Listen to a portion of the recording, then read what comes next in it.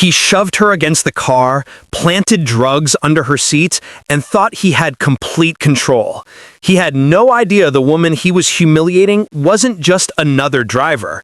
She was about to become his boss, and in the next 10 minutes, his entire career, reputation, and power would collapse right in front of everyone watching. If you've ever wished a corrupt person would finally face real justice, hit that like button and get ready, because this is one of the most satisfying revenge stories I've ever told. And trust me, the ending will leave you speechless. The sun hung low over Lexington, Kentucky, staining the streets with a warm, golden glow. Officer Mark Anderson sat in his patrol car, tapping his fingers on the steering wheel, bored, irritated, and itching for something to pounce on. His partner, Emily Carter, quietly reviewed notes from their last call, still new to the force, still trying to do things the right way. That's when a sleek black sedan passed them. Inside was an African-American woman in a sharp navy blue suit, posture straight, hair neat, presence confident. There was nothing unusual about her, except that Mark immediately hated her for it. "Look at that," he muttered under his breath, his voice slick with disdain. "Fancy car. Bet she's up to something." Emily glanced up. "She's not speeding, not breaking any laws." Mark didn't care. He flicked the patrol lights on with a smirk. "Let's find out." The woman pulled over calmly, signaling smoothly before stopping at the curb. Her movements were precise, practiced, and that irritated Mark even more. Emily felt something twist in her stomach. Something about this felt off. Mark approached the driver's window, radiating hostility. "Good evening, officers," the woman said, steady and composed. "Is there a problem?" "License and registration," Mark snapped, ignoring her question. She moved slowly, carefully, placing her documents on the dashboard before sliding them forward. Her name?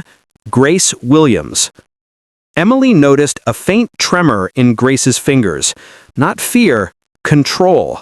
Someone who knew exactly how situations like this often went. "What brings you to this part of town, Miss Williams?" Mark asked, voice sharp like he was itching for a fight. "I'm on my way to a meeting," Grace replied, calm, unwavering. Mark scoffed. "Some meeting? Driving a car like this?" Emily fought the urge to step between them. The tension was thick, and people passing by began slowing down. "Mark, she's cooperating. Don't escalate." But he was already yanking the door open. "Step out of the car!" "Is there a reason?" "I said step out!" Grace unbuckled, stepped out, dignity intact, until Mark grabbed her arm roughly, shoving her against the car. Her bag fell, spilling onto the pavement. Phone, keys, notepad. "That's enough," Emily blurted, voice cracking with fear and anger. "Stay out of this, rookie," he hissed. Grace steadied herself, straightened her jacket, and met Mark's glare dead on. "This is harassment, Officer Anderson. I know my rights."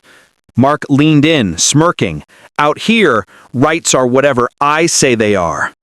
Emily felt her throat tighten. This wasn't policing. This was a man feeding his ego. Then she saw it. As Grace tried to collect her spilled items, Mark crouched, pretending to help, but slid a small plastic bag from his own pocket. White powder. And then he slipped it under Grace's seat. Emily's breath froze. He planted it. He actually planted it. Mark straightened dramatically, raising the bag as if he had just uncovered a crime. "Well, well, well," he declared loudly to the growing crowd. "Looks like we've got a drug situation." "That's not mine," Grace said firmly. "You just planted that." The crowd murmured. Phones came out. People recorded. Emily's heart pounded. Grace turned to Emily. "You saw what he did. Please, say something." Emily felt Mark's stare burn into the side of her face, a silent threat. Her voice lodged in her throat. Her father's voice echoed in her mind.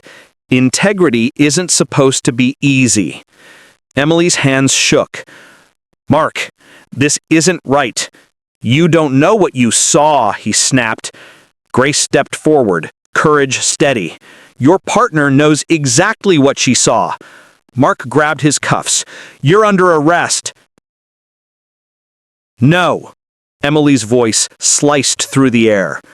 Mark froze. "You planted that evidence. I saw you, and I'm not going to be part of this." The crowd erupted. Gasps, whispers, phones zooming in. Emily's heart pounded. Grace looked at her with quiet gratitude. "Thank you." Mark's face twisted with fury. "You're done. I'll destroy your career." "If that's what it takes to do the right thing, then fine." Grace inhaled deeply, then reached into her jacket, slowly, deliberately. Everyone tensed. She pulled out a leather badge holder, flipped it open. Her voice was calm, firm. "My name is Captain Grace Williams. I'm the new commanding officer for this precinct." Silence.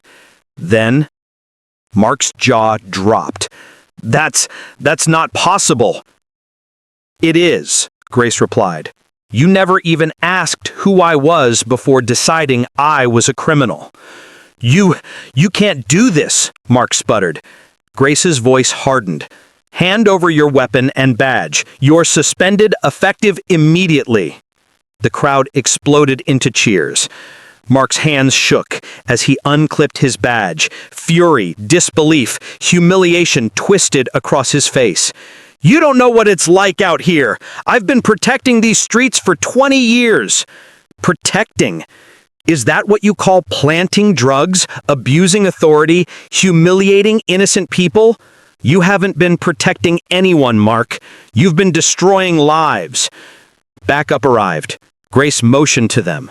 "Escort Mr. Anderson to the precinct. Full investigation begins today." "You can't do this! This is my precinct!" Mark shouted as officers took him by the arms. Grace didn't even look at him. "Not anymore." The crowd cheered harder. Some yelled, "Thank you." Others demanded justice for anyone Mark had framed before. Emily felt tears threaten her eyes. Fear, guilt, relief pouring together. Grace turned to her gently. "You did the right thing. That takes courage." "I should have spoken sooner," Emily whispered. "You spoke when it mattered," Grace replied. Reporters arrived, cameras pointed at Grace. "What happened today is proof that no one is above the law, not even those sworn to enforce it. Change is hard, but it starts with accountability." Emily stepped back, watching Grace stand tall, powerful, unshakable. The community watched too, maybe believing for the first time in years that justice was possible. As Mark's patrol car disappeared into the distance, Emily and Grace stood side by side, ready to rebuild what officers like Mark had tried to break.